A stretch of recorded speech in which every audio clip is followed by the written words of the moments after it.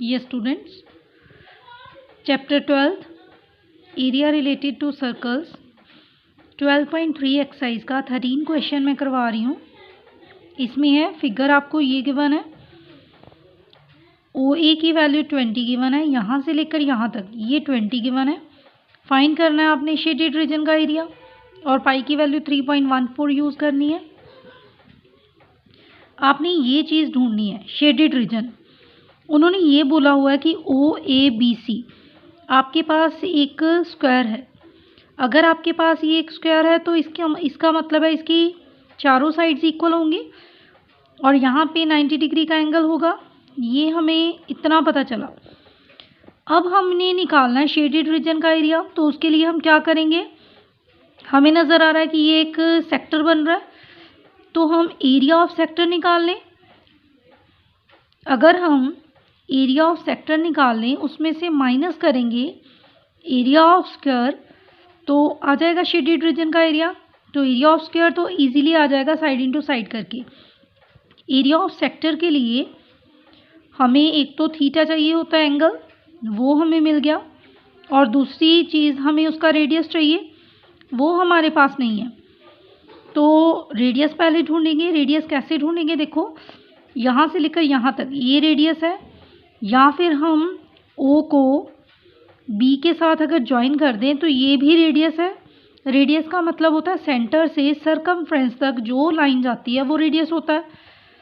तो हमने ये रेडियस ढूंढना है। रेडियस कैसे ढूंढेंगे, सबसे पहले मुझे ये नज़र आ रहा है कि ये एक राइट एंगल ट्राइंगल बन रही है ओ ए बी, जिसमें मुझे बेस पता है और परपेंडिकुलर भी पता है। अगर राइट एंगल ट्राइंगल में बेस और परपेंडिकुलर पता है तो मैं हाइपोटेन्यूज निकाल सकती हूँ बाय पाइथागोरस थ्योरम। तो ये मेरे पास हाइपोटेन्यूज है, बस आ गया, आर की वैल्यू आ जाएगी, बाकी हमें क्वेश्चन करना आता है। तो करते हैं स्टार्ट। मैंने रफ फिगर बनाई हुई है, यहाँ पे कॉपी पे रफ फिगर बनाई है, तो थोड़ी सी डिस्क्रिप्शन पहले मैं लिख लूँ। हाँ जी, देखो यहाँ पे मैंने लिख दिया है साइड ऑफ स्क्वायर मुझे दिया हुआ है 20 सेंटीमीटर। एरिया ऑफ स्क्वायर क्या आएगा, साइड स्क्वायर, 20 का स्क्वायर करूँगी तो 400 स्क्वायर, 400 सेंटीमीटर स्क्वायर आ जाएगा। अब मैंने ओ और बी को ज्वाइन कर दिया, तो उसके साथ मेरे पास एक राइट एंगल ट्राइंगल बनी है। तो उस राइट एंगल ट्राइंगल में मैं पाइथागोरस थ्योरम यूज़ कर रही हूँ। तो मैं लिखूँगी बाय पाइथागोरस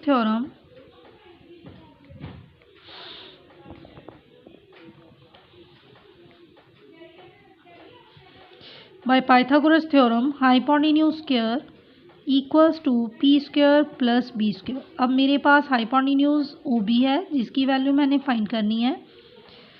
पी परपेंडिकुलर 20 है, क्योंकि स्क्वायर की चारों साइड्स इक्वल होती हैं, वो भी 20 है, और बेस भी मेरे पास 20 है। इसको मैंने सॉल्व किया 400 प्लस 400, तो ये आ जाएगा 800 का अंडर रूट, क्योंकि स्क्वायरिंग जो है दूसरी साइड पे जाकर अंडर रूट बन जाएगी। अब मैं रूट को सॉल्व करने की बजाय मैं ओ बी की वैल्यू यहीं पर अभी छोड़ती हूँ, क्यों, वो आपको आगे पता चलेगा। अब मैं निकालूंगी एरिया ऑफ क्वाड्रेंट या फिर एरिया ऑफ सेक्टर।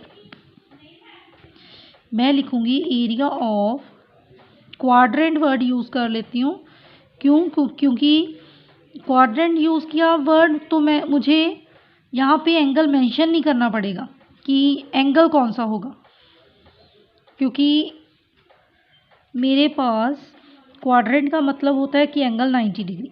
ठीक है, एक बार यहाँ पे मैं ये इसके ऊपर लिख दूँ कि रेडियस ऑफ क्वाड्रेंट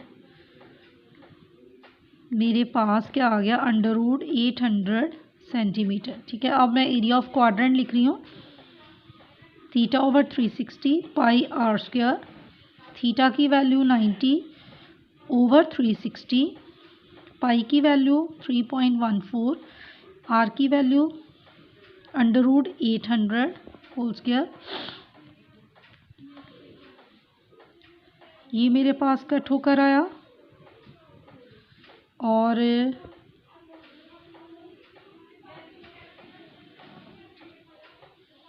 अगर मैं इसका पॉइंट हटा दूं और अंडर रूट स्क्वायर मुझे पता, मैंने इसलिए अंडर रूट नहीं हटाया था क्योंकि मुझे पता है स्क्वायर आर स्क्वायर होना था। स्क्वायर और अंडर रूट कैंसिल हो जाता है तो मेरे पास 800 बचेगा। ये 2 ज़ीरोज़ कैंसिल, 4 की टर्म भी कैंसिल, तो ये मेरे पास क्या आ गया 628 centimetre square. Area of quadrant आ गया ये। अब मैंने एरिया ऑफ शेडेड रीजन निकालना है।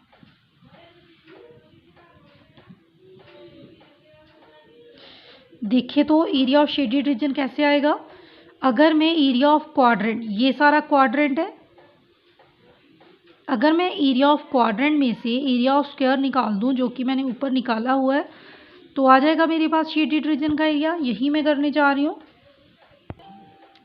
हाँ जी, area of quadrant minus area of square वो आ जाएगा। मैंने वैल्यूज़ पुट की हैं, सॉल्व करके मेरे पास आया 228 सेंटीमीटर स्क्वायर। ये मेरे पास शेडेड रीजन का एरिया आ गया। एक बार सारा क्वेश्चन इकट्ठा देख लो।